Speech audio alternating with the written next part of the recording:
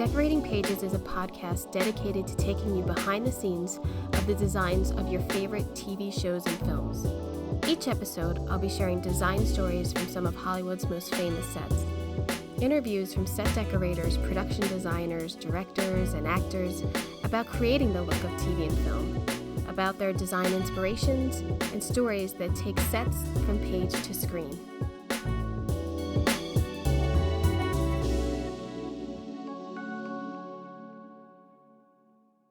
Hello, welcome to Decorating Pages. I'm your host, Kim Wanup. This is part 2 of my interview with Dave Mandel, the showrunner, writer, producer, director. I gotta be honest, I saved this second half of the interview till after the Emmys because I thought we'd all be winners. And unfortunately, we did not win for production design, and VEEP did not get to take home Best Comedy this year. Now, I'm being biased, but VEEP is my favorite show, and I'm really bummed just as a fan that it didn't win. Not to mention personally losing, so it's a bummer. It is absolutely a genuinely wonderful thing to be nominated, and it's such an exciting experience to go through with your peers, and it's an honor. And to be brutally honest, it's a lot harder to lose once you've won. I'm not gonna lie. It makes me cherish my win 2 years ago a lot more, but it still stings a little bit to lose. I have a wonderful time at the Creative Emmys. I even got to meet set decorator Lydia Marks from a previous episode. I interviewed her about her work on Fosse Verdon. So that was cool. It was cool to finally meet her. This past Sunday, the Emmys, I was invited to the HBO party since I was nominated for an HBO show. And I did my usual stalking of the Game of Thrones cast and once again geeked out and demanded a picture with John Oliver, and he was kind enough to oblige. I'll put some of those pics on the blog. The decor of the Governor's Ball was simply divine. I'll post some of those pictures, and the HBO party was even better. A gorgeous event with all gold and black decor and its huge Emmy head in the middle of the party. It was super cool.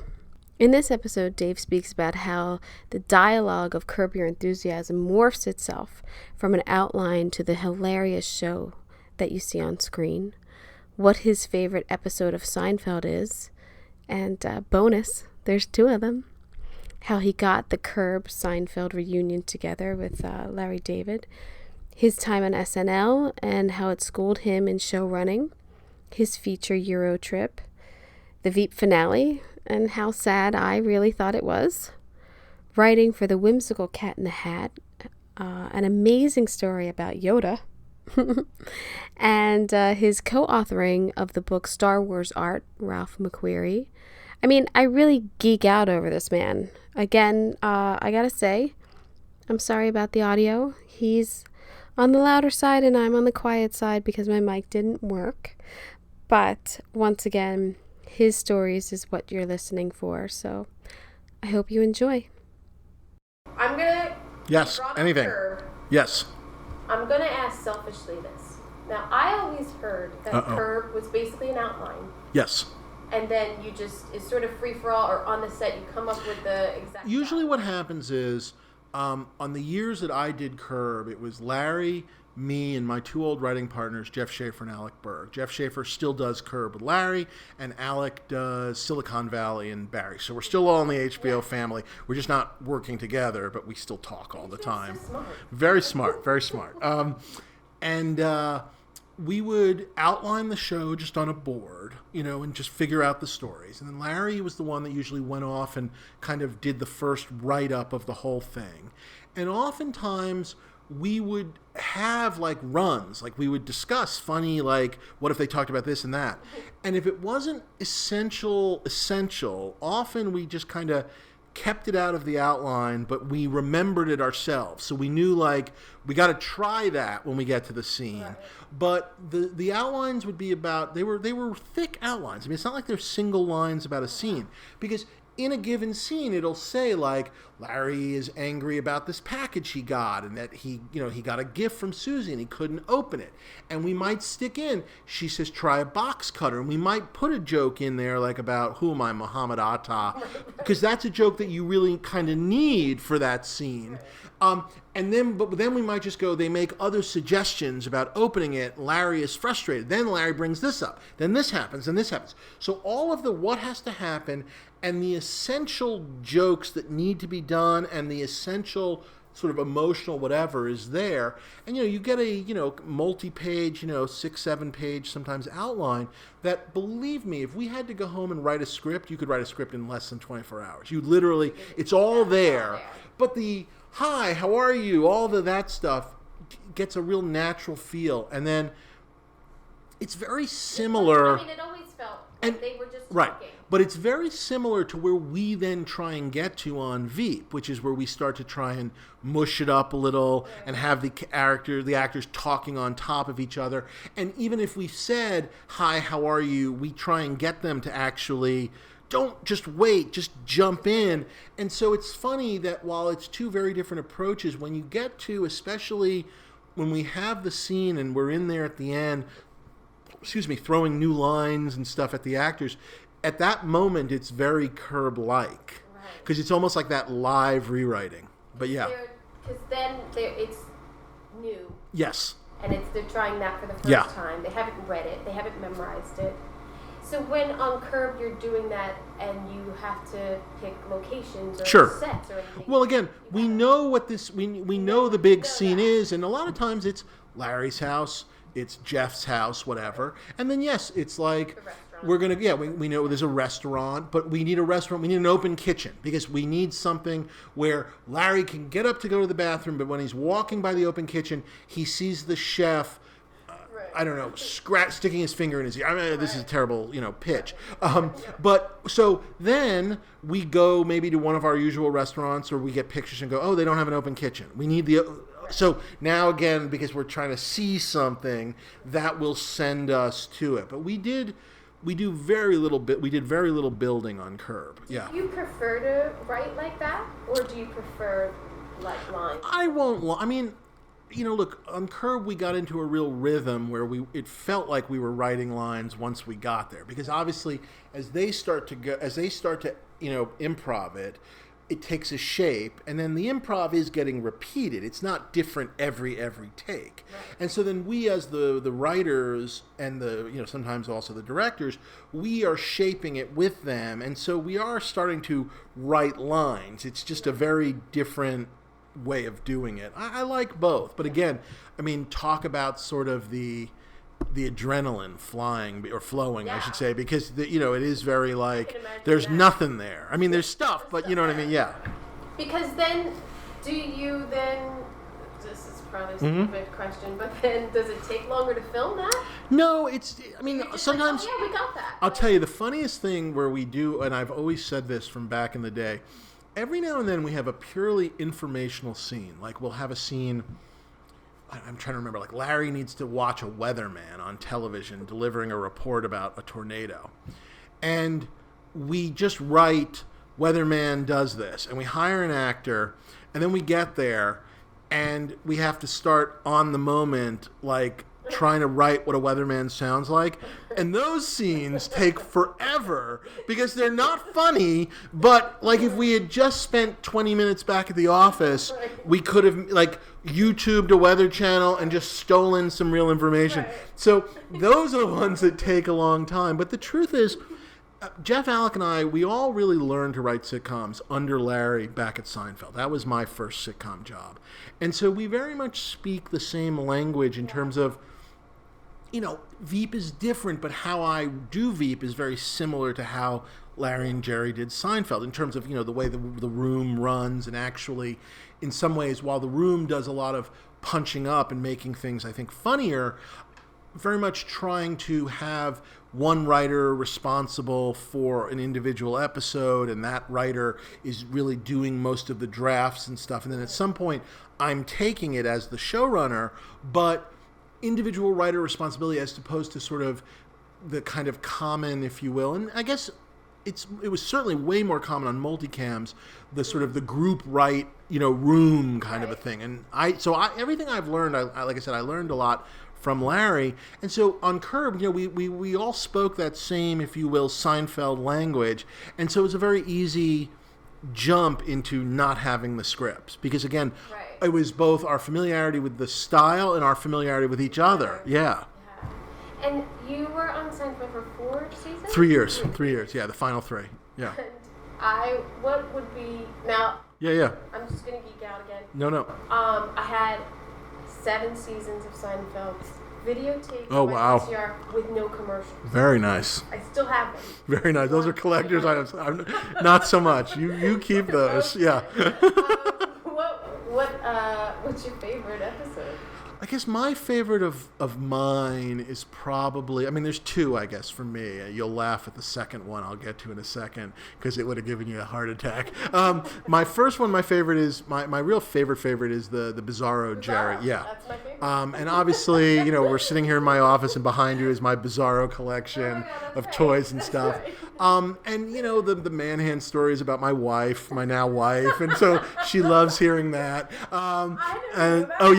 She grew up, I tell this story, but I'll tell it again. She grew up on a farm in Maine, and so she has hands that have, dug in the dirt. She has sort of like hands like that, whereas my hands, I was raised as a young prince in New York City, and these are like, my hands are probably more beautiful than your baby's hands. Like, they've done less work. They've never done an honest day's labor. Yeah, exactly. They're just, these hands are just beautiful. Yeah. So she always referred to her hands as farmy. That was her own word. And I changed it to man hands, and obviously the joke was we actually used a man, I think it was one of the grips, to play the hands. But, and now we're married, we have children, so, these are good things. That was my courtship of her, very elaborate. So I love that. And the other one, the one that would have given you a heart attack, was Peter Melman and I, in the final season of Seinfeld, we did the backwards episode that starts at the end in the wedding in India, and we did a full Indian wedding with like an elephant and everything. Wow. Yeah, it was like full on. You would have gotten a real kick out of that. Yeah. That would have been fun. Yeah. The sets on that are so iconic. Yeah. But they're multicam. They are and they aren't, because what happened is as the shows got so much bigger and more complicated. Regular for those days. No, it was Seinfeld really. Seinfeld ends up being almost in a weird way, the bridge, if you will, between multicam and single cam. Because we did start to do so much like exterior stuff and other stuff. And again, we were still shooting multi-camera, but it was verging into the way we think of modern day single camera. And a lot of that was, especially as the shows got really bigger. Andy Ackerman, the longtime director there, and Tom Azzari, who was the production designer, and was just so great. And one of the funnest things we ever did was on Curb, when we did the Seinfeld reunion scene, and Tom had retired to New Mexico, and we were like, come on out, come on back. Yeah, it was great. Yeah, he sort of advised our production team. We had a wonderful production designer and his team on Curb, Michael Whetstone, who's a good friend of mine. Yeah. Wow, that's crazy. Yeah. Brought him out of retirement. Basically, yeah, it was really fun. Yeah, there were all sorts of bits and pieces that people had. I think Jerry had his front door. I think someone else had Kramer's door. Yeah, it was just a lot. So there were lots of pieces. No, I didn't. But what I did, what I did have, oddly enough, was I didn't have the Superman statue, but I had a version. I had another one, and so I brought mine in, and in the reunions, that's mine now. So now I have a screen used Superman one. No, I was stupid. I should have grabbed more stuff back in the Seinfeld days. Yeah. Yeah. So was there always a plan to do a reunion? No. That just kind of came out of. Sorry, I hit the mic for a sec. That just kind of came out of. Larry had this story. I remember him pitching this to me even before. We used to go to lunch before we actually officially joined Curb. Once a year we'd go to lunch, and sometimes he'd run Curb stuff, things he was thinking about. And I remember he had this idea I don't even know if he would remember, that he was thinking about a flashback season to how he met Cheryl. And the idea was going to be, if memory serves, that Cheryl was auditioning for the Elaine part, and Julia was better, but he wanted to date Cheryl. And the idea was he was going to see if... watch that right now. No, but yeah. Well, maybe you could, but the idea was that he was going to try see if everybody wanted to come back and then do this like a flashback season. And then that idea went away. I remember having lunch with him, hearing that idea, thinking that's the greatest idea I've ever heard. And then by the next time we saw him, it had nothing. This is before. This was like, I don't know, for all I know, this was like this was like the kidney season or something. Oh, right. This is way before we ever did the continuation. So, but it clearly, it's versions of it stuck with him. And so after then they split up on the show and were, kind of getting divorced, this idea of him trying to win her back by putting her in the Seinfeld reunion, which obviously you can see how it's a version of it, is what it became. And of course, that plus, getting a chance a little bit to deal with, the sort of, if you will, the reputation that I don't agree with, but the reputation of some people not loving the Seinfeld finale, and Larry in particular being very annoyed when he hears it. So those jokes were just like, those aren't jokes. Those are just real. Those are just real. Yeah. Like when Jason Alexander Cohen says things like, it gives us a chance to fix the finale or whatever, and him like, it doesn't need fixing. Like, that's not acting. That's just, exactly. When you're talking about it being sketch comedy, you also went back, you did SNL. Yeah, that was my, I guess, I technically, my first job out of college was I did some stuff at Comedy Central, and then coming out of Comedy Central, I got hired at Saturday Night Live. You know how cool you are? I mean, seriously? It's been a good run. Oh my God. Now, I also boast, I haven't missed an episode of SNL since the late 80s. Okay, well. I love SNL. I was there it was a very strange time because my first year was the year Clinton won the presidency. And so we were, Phil Hartman was Clinton, Dana was doing Bush and Perot, which was amazing. And we were doing all this great political stuff. And then Dana left, and then Phil left. And then it was very much the sort of the rise, if you will, the big sort of Sandler, Farley, Spade years. And then everybody left. And then the new cast was the Will Ferrell cast. Were you there with Beth? No. Even though Beth came in to direct, I met her just as a visitor years later. Yeah, no, the guy that was directing in my day was a wonderful director named Davey Wilson, who had been doing TV. You know what he's in, actually? He plays, I guess, a version of himself. When Robert Redford made the Quiz Show movie, they hired Davey and his AD or TD, Bobby Caminetti, to play the director in the Quiz Show, because he did, I don't think he did that show, but he was working in the golden age of television. So he retired, I want to say my last year may have been Davey's last year. Yeah, and then I think there was somebody else, and then eventually Beth. Yeah. I think there's only been 5, that sounds right, yeah. So when you were doing SNL and writing sketches, was there ever a time when they were like, that's a great sketch, but we can't production design, we can't get it done? I don't remember that specifically. I mean, there were definitely, a lot of that went into almost like pre-me. What I mean is, you would write a sketch, and then they would be read on Wednesday afternoon. We had the big table read where everything got read. And in those days, and they don't do this quite as much, people just wrote. So sometimes it'd be 50 sketches, which was just brutal. Maybe you'd take a break. And as a writer, you'd been staying up for 3 days writing. So you're just fighting not to fall asleep. And then a lot of times, and then they would go in, and the host, in consultation with Lauren and the various producers, Jim Downey and whatnot, they would kind of pick the show, and then at some point the door would open, and you would go in and you would get a chance to sort of see. Now, sometimes, a show, it wouldn't, your sketch isn't in there. And look, sometimes your sketch isn't in there because your sketch sucked. But sometimes it was everyone liked it. there was no room for it. There were times where it was just like, we need to fit X number of sets in Studio 8H. There was no room. There were times where I remember in the room, like someone would come out of the room and find you and go, could you do this? Could you change it so it's like an in-one on the center? And you're like, yes, I can. And things like that. So there were definitely, it was a component of it.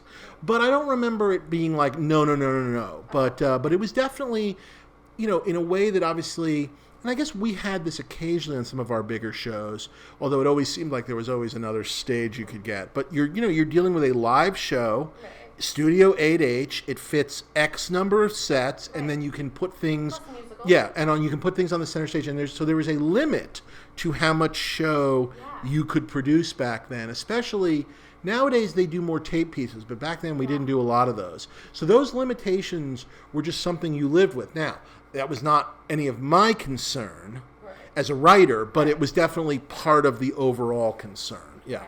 So there was limitations, but not like nothing that ever affected the writing one way or another. Oh yeah, go ahead. How did it feel to go back? A couple of years It's such a fun place to go back because I went back with Julia. It's such a fun place because obviously there's a lot of new people, but there's also a lot of people that are still there from when I was there.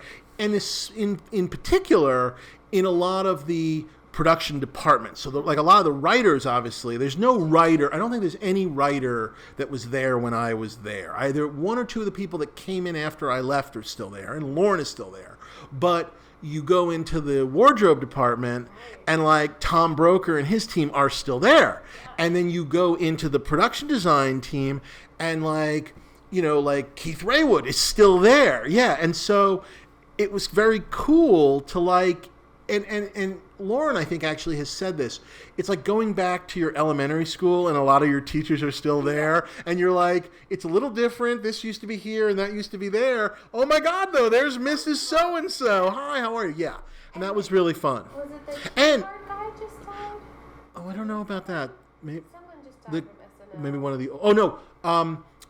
Phil Himes, who was the lighting guy, who had been there forever, and also another guy from the golden age of television. I forget whose story it was. He used to scare the shit. Oh yeah, that's, by the way, that's everybody's story. Yeah, he was a wonderfully, delightfully cranky old guy. But I'll tell you, and it's an interesting thing when I think back on SNL, because people are always like, well, how do you become a showrunner? I think a lot of it, SNL, as a new writer on SNL, you are just put into it. And so you are almost, while you're not directing the cameras, you're giving notes to your actors. When your sketch does get picked, you're going to the set designers and you're kind of going, I saw this as it should be like an old English home in the, like in the turn of the century, like very like Sherlock Holmes with old books.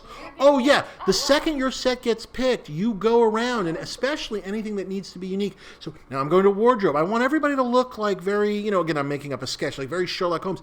And so the fact that even though you're a writer, but you're learning right from the get-go to talk to these different departments and really try and learn how to express yourself, as opposed to, say, I think a lot of my friends who came to LA and got a job on a sitcom and were in a writer's room for 7 years but never said a word other than hi to the costume person or the prop person. I can remember... yes, exactly. They knew your name. Yes. We did some sketch about when Hillary Clinton was trying to work on health care, where we needed them to make us a health care card. And I just can remember those kinds of discussions back then in 1992. And it's a learning process because it's always a hard thing to get people to read your mind. You know what I mean? Because I think too, it's not just what's on the page either. Because a lot of what you put on the page is what there. You put on the page is what you think they need. But yeah. Or sometimes stage direction's like, wait, we don't even have that room. Right. How do they know? Where is that? Do we have to build that? Or is that just a line that just... Well, I'll tell you something funny. That happens on every show. Right. When Jeff Alec and I, in 2004, we wrote and then directed a teen comedy, Eurotrip, yes, which we made over in Prague. And when we finished that movie and then went on to write whatever we wrote next, the effect of that was the first time we directed. We'd always been there. We'd always, been sitting there and kibitzing, but it was the first time we were technically the directors. And so we co-directed, and then the DGA wouldn't let us be a team. And so we picked out of a hat, and Jeff ended up as the director. But we co-directed the movie, and we always say it. But when we started writing our next scripts after that, I don't even remember what it was. Having directed, we got ridiculously anal about the directions. Because it was almost as if now all of a sudden we were so obsessively going like, he walks through the door, it's a 2-room whatever, and it was just, and at some point I remember going, we have to stop. These things were better when we were just like, you're in a room, and then you just go, and now there's a faucet, and now, there's a piano, and like not worry about it, because we got so obsessive having directed and dealt with it. We got weird anal about it. Yeah, and it was very funny. Yeah, it was. We had to kind of pull it back a little bit. Yeah. I always think of this movie, Best Friends, with Goldie Hawn. Oh, yeah. And Yep. they're locked in the room, and they have to write Oh, together. God, I haven't seen that but forever. The whole thing that they're talking about is stage direction, and they can't get any dialogue. Right. And now, having worked in the Sure. industry, I wonder if that was really a joke, because they couldn't get any dialogue. But it's funny. Like, even in the final script, in the finale, I had a very, I guess as much as possible, I had a very clear vision of, the moment of like the FBI, kind of taking Gary away. Yeah. And I remember talking in the production meeting with Jim, just early on, just talking about that we needed these lines of sight so that wherever the podium was and wherever the wings were, that I needed to be able to do a camera that would go over her, so you would see her, and she could be giving the speech and not seeing what was going on, but that the camera would see him getting taken away, and that she could then turn, but that the crowd wasn't seeing it. It was very specific. And yet, when we actually got there, and obviously we used that shot, the actual moment it happens in the script was actually a little further back. But when we got it on its feet, it felt like it needed to be earlier. And it's just one of those things where until you put it on its feet. So it's not like, oh my God, it was on page 1 instead of page whatever. It was just, it probably slid like about a minute within the scene. I think originally I thought he would get pulled away during the balloon thing, during the, whatever. And when we sort of played with that, it was like, oh no, this is not, it's got to be earlier when she goes out and starts giving the speech. Yes. And again, but when you read it on the page and it's happening during the balloon drop, it seems pretty darn good until you got it on its feet. Yeah. Right.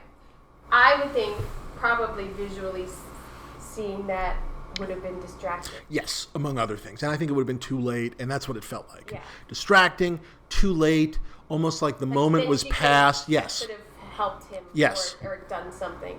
In a weird way, though, it also just, it made her reaction stranger, too, because I guess for me, what I felt like was you need him to get taken away so that she can then accept the nomination. As opposed to accept the nomination, the balloons drop, and then he gets taken away. It's almost that 30-second difference or 1-minute difference. It's almost anticlimactic. But on paper, when it happened during the balloon drop, it seemed quite great. Yeah. But it was, and again, so it's not, it just was, but you don't know these things. Yeah. It's so sad. And, when reading it was sad. Good. But then watching it and the finale is so sad. Well, those two were also just falling apart. I mean, they were living it as actor and actress. Yeah. I was looking at your IMDb, and the one thing to me that sort of was just sort of like, oh, how did that come about was Cat in the Hat. Which then I'm like, well, maybe it was Mike Myers, it's SNL, like I tried to draw a tree. No, it was a funny way that it came about, which was, the quick version was, when Seinfeld ended, the various Seinfeld writers, Jeff, Alec, and myself included, we all signed these TV deals, because we were the hot shit. Yeah, exactly. And I believe for the most part, Peter Melman, I think, did like 2 seasons of It's Like You Know. I did 6 episodes of the Clerks cartoon with Kevin Smith. A couple. I loved It's Like You Know. I loved It's Like You Know too. It was really fun. I still reference from that. Which one? Is they were going to the valley and they needed all this sun. And they like crazy protection and stuff. Crazy protection because we're going to the valley. It was a very LA-centric show. Yeah. I think Entourage stole that joke years later. By the Well, way. it was a little bit in the zeitgeist, but that's certainly possible. Yeah. I enjoyed that show. I liked it a lot. I love Peter. And Clerks, you're in that's the new movie, but he and I did a cartoon together, yes. and then they did a Michael Richards show that they tried with him as a detective. Right. So for the most part, we were all heavily recruited, and then nobody did any of our stuff. It was like across the board, like, and I remember people like telling me what they thought Seinfeld was. I mean, it was just crazy.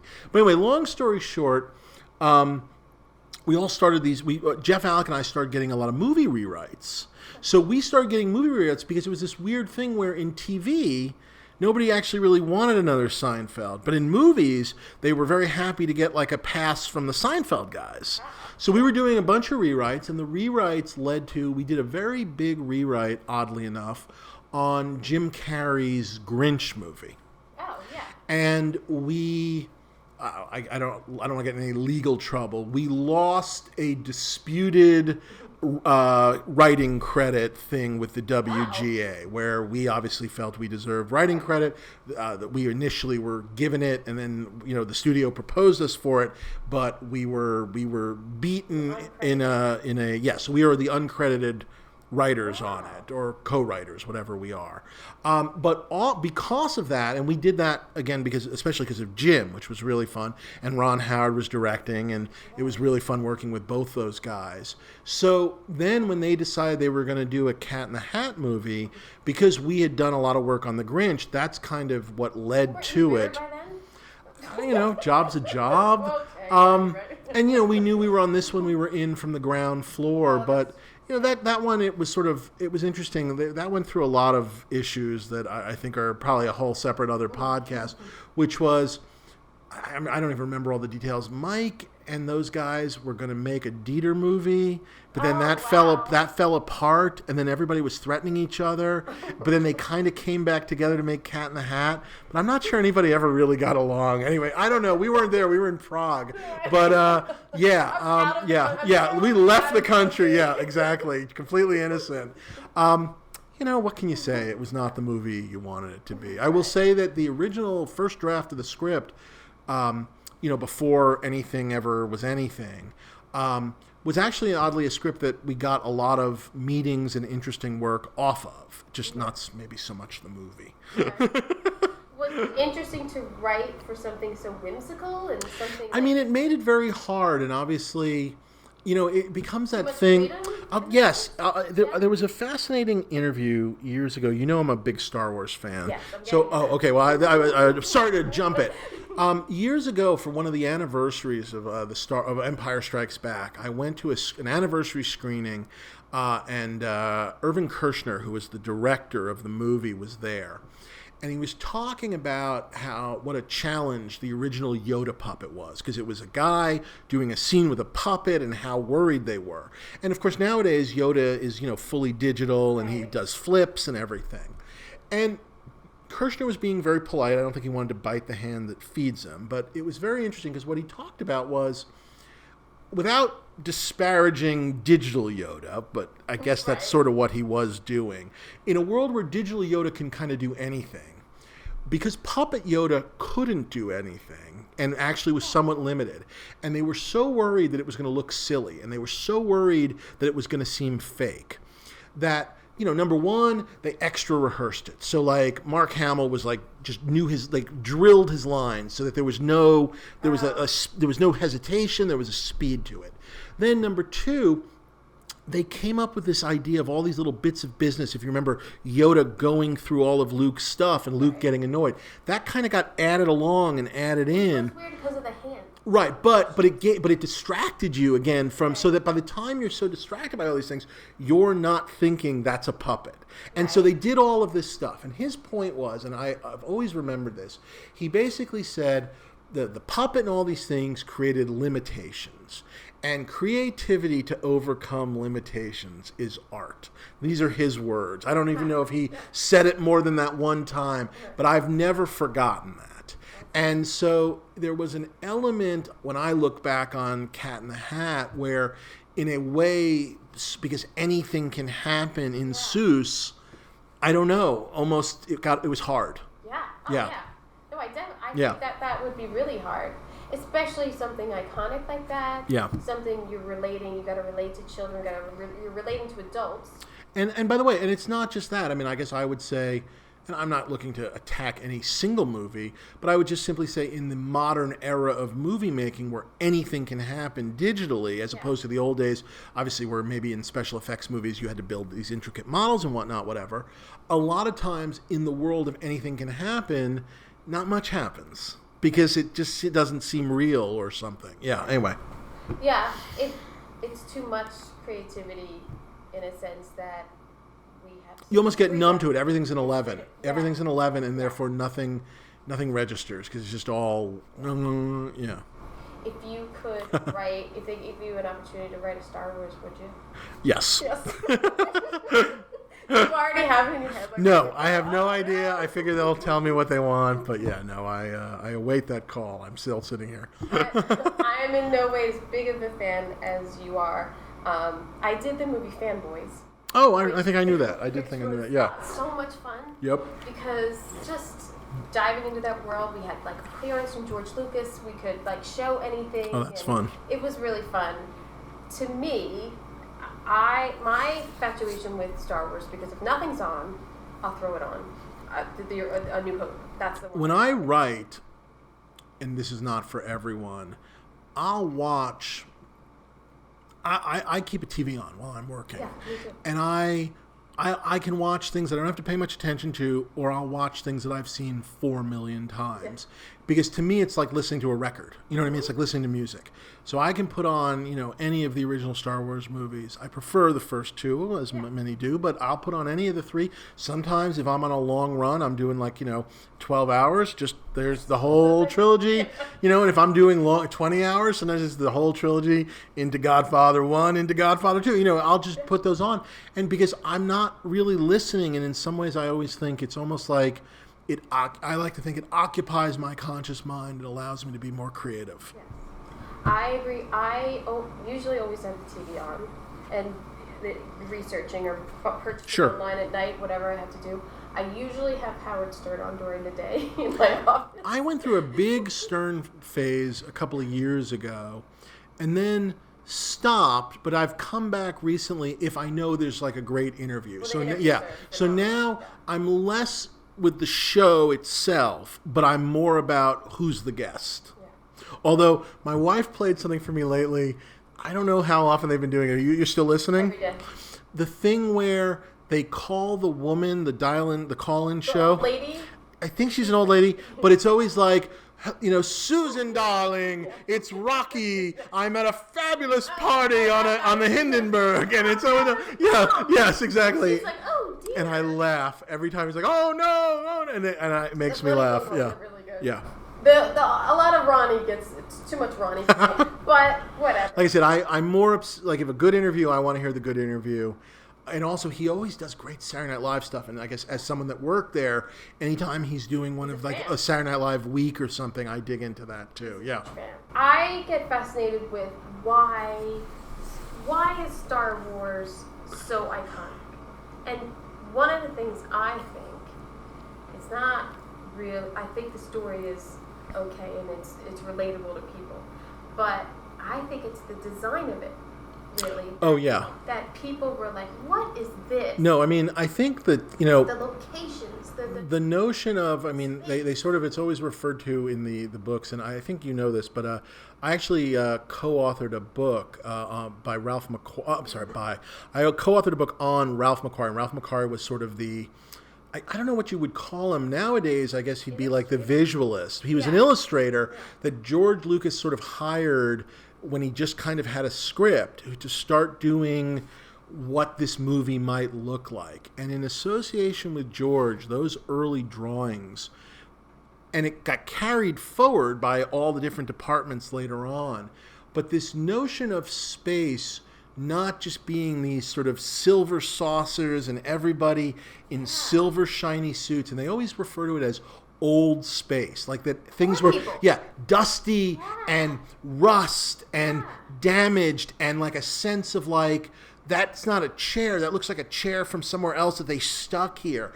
And it comes through in those production paintings right from the get-go, and it's carried through the whole. And I don't want to just give credit to the one person. I mean, it's carried through. You know, the prop guys, the production designers, they were all like grabbing gears and gadgets, and the model makers were using weird pieces of other models to make models and stuff.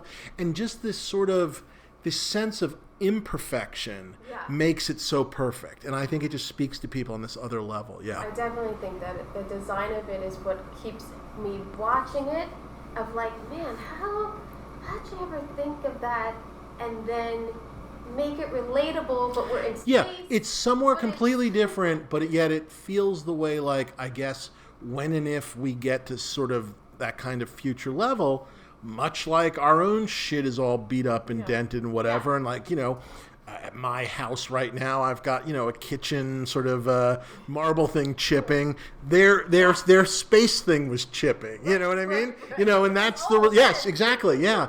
And that's what you think about. Yeah, no. And I love that. I just love it. Yeah. I probably could talk to you for another hour. Part two.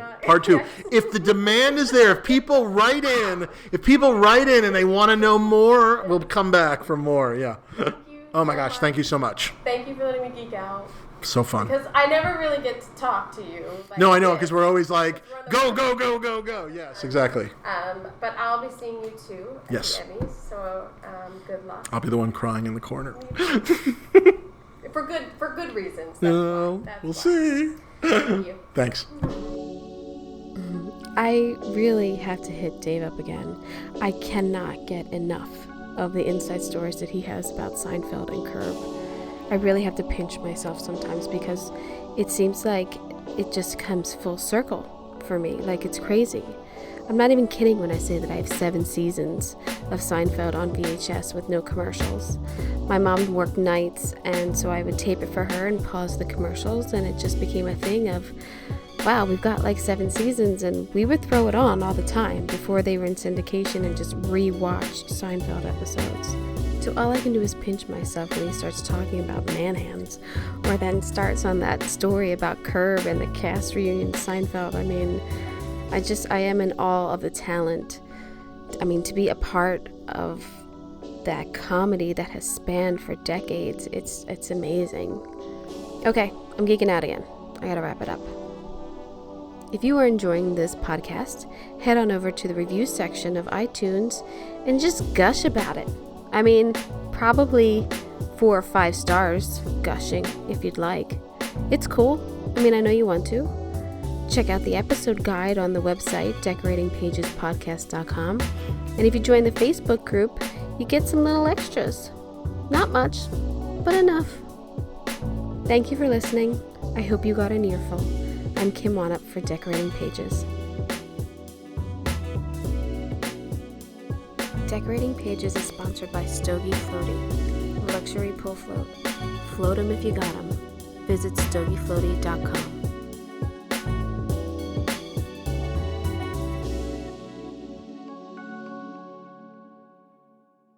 Welcome to Pro Tips for the Pros, brought to you by Floor & Decor Bailey's Crossroads. In this series, we'll explore essential advice for professional contractors to deliver outstanding renovation results. Let's dive in. Keep the work area clean and organized throughout the renovation process to create a positive impression and minimize stress for the customer. Regularly clean up debris and dust to maintain a safe and comfortable living environment. Thank you for joining us for this pro tip on planning thorough renovations. Stay tuned for more expert advice brought to you by Floor & Decor Bailey's Crossroads. A lot of people tolerate ordinary. Ordinary bathrooms, kitchens, entryways. Well, not on your watch. If you're a pro, you've got a new partner in town. Floor & Decor.